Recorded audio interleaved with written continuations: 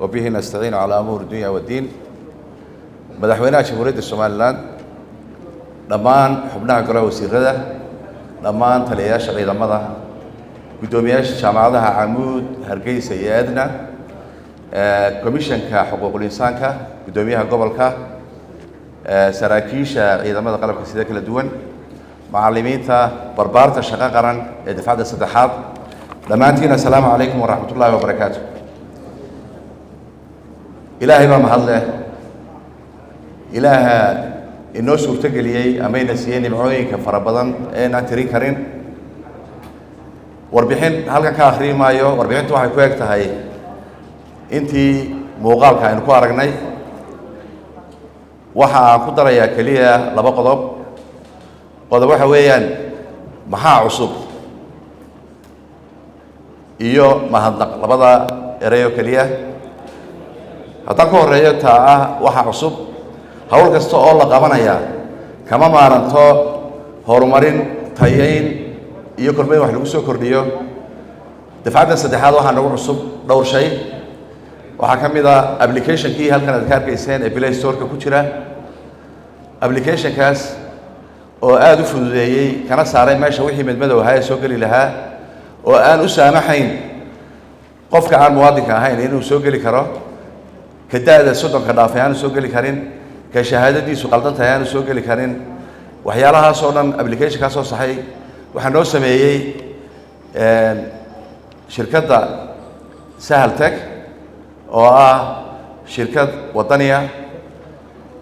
waxayna noogu samaysay lacag la'aan, bilaash, waa tabaruc. haddii la qiimeeyo applicationkaa samayntiisa waxaa laga yaabaa inuu ku kici lahaa $100,000 wax ka badan. aad baan ugu mahadnaqaynaa Sahal Tech. hawsha keliya ee koowaad ee nala qabatay maaha, hore waxay noola qabteen diiwaangelinta saddexdii dafcadood ee kala dambeeyey bayga diiwaangeliya,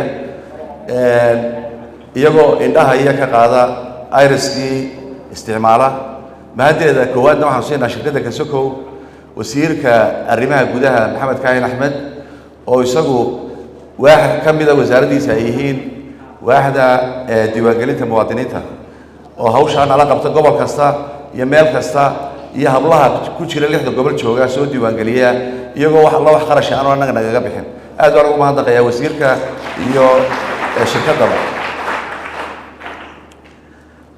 waxa kale nagu cusub sanadka waxa weeye dafcadda saddexaad waxa ay barteen xeesha dagaalka, waxbay ka barteen, iyo hubka fudud.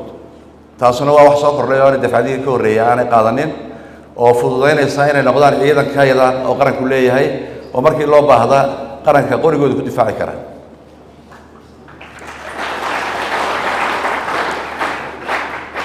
waxaa kaloo nagu cusbaa adduunyadan casriga ah ee internetku shaqeeyo waxaa saameyn fara badan ku leh waxaan la yidhahdo warbaahinta.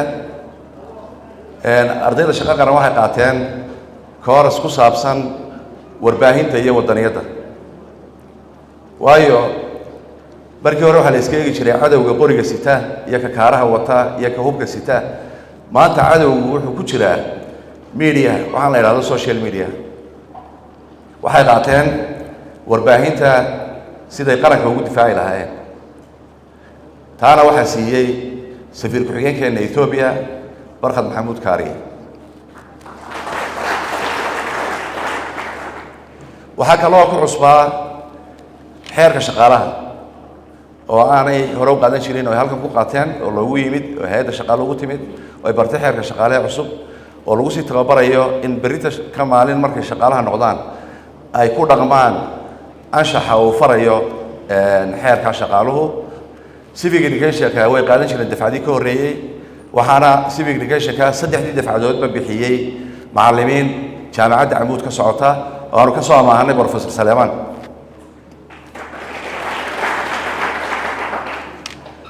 intaa waxaa dheer oo maanta iyaguna qalinjabinta inala wadaagaya, halkan waa 307 arday oo wiilala. inta 500 ka hadhay oo hablaahi waxay joogaan gobolada 6 gobol, waxaanay wax ku tababartaa jaamacadaha dawliga ah ee 6 gobol ka furan. jaamacadda Hargeysa waa gabagabo, jaamacadda Burcaan dhawaan baan u soo xidhnay, Camuud iyo jaamacadaha kale waan tegi doonaa imika markuu u dhamaado tababarku. waxayna la wadaagaan xafladan ah xiritaanka oo madaxweynuhu insha Allah inoo xiri doono aad baan ugu mahadnaqaynaa jaamacadana oo hawsha badan nala qabta oo iyagu hablaha haya macallimiinna aanu ka soo ergisano markii aanu u baahano inahaas ayaa ku cusub haddaan dhinaca kale u leexdo kelmadda kale ahayd mahadnaqa abuurta shaqo qaran sida magaceeduba sheegayo waa shaqo qaranku wada leeyahay qaranka oo dhan baa ka wada qayb qaata dhammaantii qofba wuxuu ku leeyahayba ma wada tilmaami karo laakiin kulli hay'ad kastoo dowladeed kulligood way ka wada qayb qaataan waxaan aad ugu mahadnaqayaa ugu horreysiinayaa Dr. Saad wasiirka maaliyadda oo isagu hawsha aan qabanayno dhan ninka finance gareeyay ama wasaaradda finance gareysay ee hawsha noo fududeeyay oo aad noola shaqeeya wasaaraddiisu aad baan ugu mahadnaqaynaa wasaaradda arrimaha gudaha waaxdeeda diiwaangelinta madaniga oo iyaguna sidaan soo sheegay goob kasta diiwaangelinta dhallinyaradaas oo dhan iyo database-ka lagu kaydiyo noo haya oo iyagu gacanta ku haya oo aamina iyagana aad baan ugu mahadnaqaynaa wasaaradda iyo wasiirkaba waxaan u mahadnaqaynaa dhammaan ciidamada kala duwan ee qaranka oo dhan oo ciidan kastaaba wax ku leeyahay tababarka iyo taakulada iyo wax walba wasaaradaha caafimaadka wasaaradda waxbarashada imtixaanaadka qaada imtixaanka ay loogu soo tartamayo ma wada koobi karo wasaarad way ku wada jiraan mid waliba waxbay ku leedahay wasaarad waliba iyo hay'ad kastoo dowladeed wasaaradda shaqagelinta oo aan iyagana uga mahadnaqayo oo hadda gacanta ku haya dhallinyarada inta halkan shaqo qaran nasiibka oo heshay mooyaane inta faraha badan ee aan helin nasiibka ee jaamacadaha ka soo baxday muwaadiniinta waxay u wadaan iyaguna qorshe ay private sector-ka ka hawlgelinayaan oo private sector ku cadaadinayaan inay soo bandhigaan fursadaha shaqo si ay dhallinyarada kale aan shaqo qaran helin iyaguna ugu tartamaan aad baan iyagana wasaaradda shaqagelinta iyagoo ugu ammaanaynaa hawsha ay wadaan waxaana rajaynaynaa inay midho dhali doonto waqti aan fogeyn ay midho dhali doonto oo inta shaqo qaran gasho mooyaane inta kalena